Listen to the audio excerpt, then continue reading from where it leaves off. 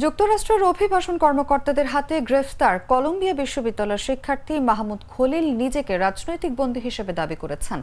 মার্কিন প্রশাসনের অভিবাসীদের এভাবে আটকে রাখার প্রক্রিয়াকে ইসরায়েলের বিচার বহির্ভূত আটক ব্যবস্থার সঙ্গে তুলনা করেছেন এই ফিলিস্তিনি যুবক।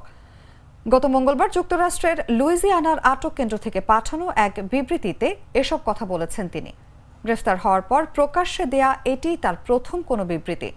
গত ৮ মার্চ বিশ্ববিদ্যালয়ের বাসভবন থেকে খলিলকে গ্রেফতার করেন যুক্তরাষ্ট্রের ইমিগ্রেশন অ্যান্ড কাস্টমস এনফোর্সমেন্টের কর্মকর্তারা। খলিল বর্তমানে লুইজিয়ানার জেনা শহরে একটি অভিবাসী আটক কেন্দ্রে রয়েছেন। সেখানেই তিনি বিচারের মুখোমুখি হওয়ার অপেক্ষায় আছেন।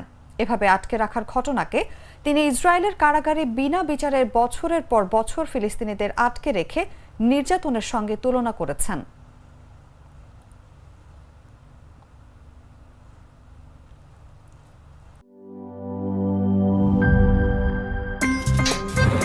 আমার একটা স্মার্ট সিদ্ধান্তে 25% গ্যাসের খরচ কমেছে। ভাবছেন কিভাবে? সাধারণ গ্যাস স্টোভ বদলে আমি এনেছি আরএফএল গ্যাস স্টোভ। এর সাইন্টিফিক নজল ও ব্রাস বার্নার ক্যাপ সমানভাবে তাপ ছড়িয়ে রান্না করে দ্রুত। তাই গ্যাসও বাঁচায় 25%, টাকাও বাঁচে 25%। আরএফএল গ্যাস স্টোভ, নিরাপদ ও গ্যাস সাশ্রয়ী।